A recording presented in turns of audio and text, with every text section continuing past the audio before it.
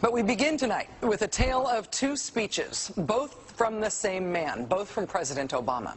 One speech that could have been billed as a ballad to the Constitution, a proclamation of American values, a repudiation of the lawless behavior of the last presidential administration, and another speech announcing a radical new claim of presidential power that is not afforded by the Constitution and that has never been attempted in American history, even by George W. Bush and Dick Cheney.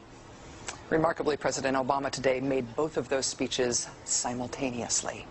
Standing inside the National Archives in front of the actual original Constitution, President Obama delivered a blistering critique of the Bush administration, in which he called their actions and their legacy literally a mess. Our government made a series of hasty decisions. Poorly planned, haphazard approach. Too often, we set those principles aside as luxuries that we could no longer afford. Our government made decisions based on fear rather than foresight. The decisions that were made over the last 8 years established an ad hoc legal approach for fighting terrorism that was neither effective nor sustainable. An ad hoc legal approach for fighting terrorism that was neither effective nor sustainable. Ouch. Then, moments later, he announced his own ad hoc legal approach for fighting terrorism. President Obama today proposed something new, something called prolonged detention. Doesn't sound that bad, right? Prolonged detention. Did you ever see the movie Minority Report? It was based on a Philip K. Dick short story. Came out in 2002. It starred Tom Cruise, remember? He played a police officer in something called the Department of Pre-Crime.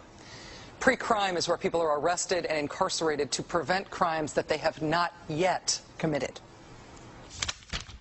Mr. Marks, by mandate of the District of Columbia Pre-Crime Division, I'm placing you under arrest for the future murder of Sarah Marks and Donald Dumanos. Take place today, April 22nd, at 0800 hours, 4 minutes. No, I didn't do anything. You didn't do anything, but you're gonna. Future murder. Creepy, right? Putting somebody in jail not for what they've done, but for what you're very sure they're going to do?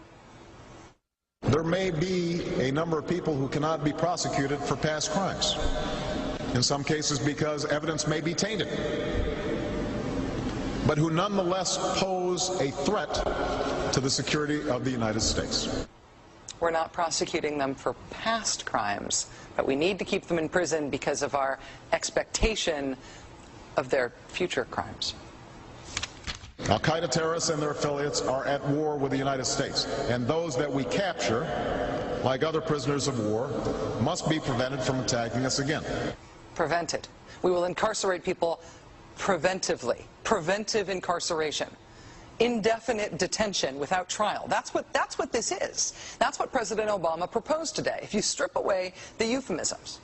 One civil liberties advocate told the New York Times today, quote, "We've known this was on the horizon for many years, but we were able to hold it off with George Bush. The idea that we might find ourselves fighting with the Obama administration over these powers is really stunning." And it is stunning, particularly to hear President Obama claim the power to keep people in prison indefinitely with no charges against them, no conviction, no sentence, just imprisonment. It's particularly stunning to hear him make that claim in the middle of a speech that was all about the rule of law. But we must do so with an abiding confidence in the rule of law. Our government was defending positions that undermine the rule of law to ensure that they are in line with the rule of law.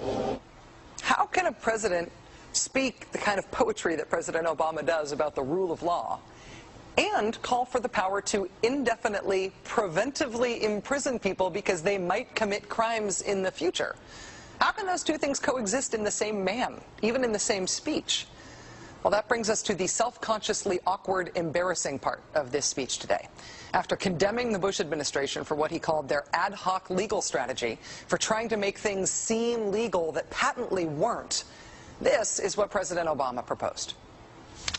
My administration has begun to reshape the standards that apply to ensure that they are in line with the rule of law. We must have clear, defensible, and lawful standards for those who fall into this category. We must have a thorough process of periodic review so that any prolonged detention is carefully evaluated and justified. Our goal is to construct a legitimate legal framework for the remaining Guantanamo detainees that cannot be transferred. Our goal is not to avoid a legitimate legal framework. In our constitutional system, prolonged detention should not be the decision of any one man. If and when we determine that the United States must hold individuals to keep them from carrying out an act of war, we will do so within a system that involves judicial and congressional oversight.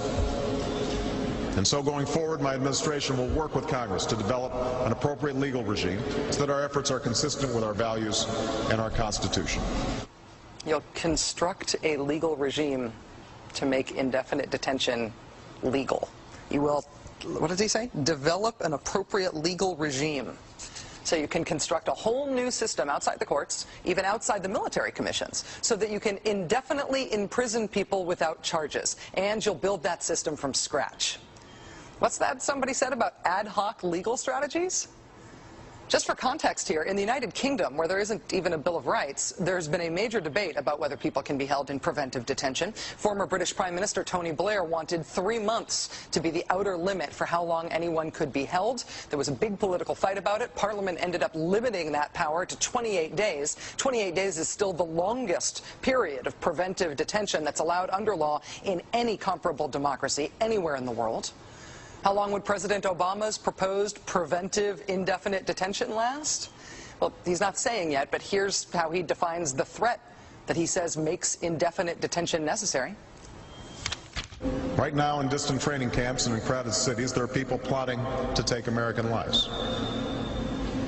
That will be the case a year from now, 5 years from now, and in all probability 10 years from now. 10 years from now. So you could get arrested today and locked up without a trial, without being convicted, without being sentenced for, say, 10 years until the threat of your future criminal behavior passes. Prolonged detention, he's calling it.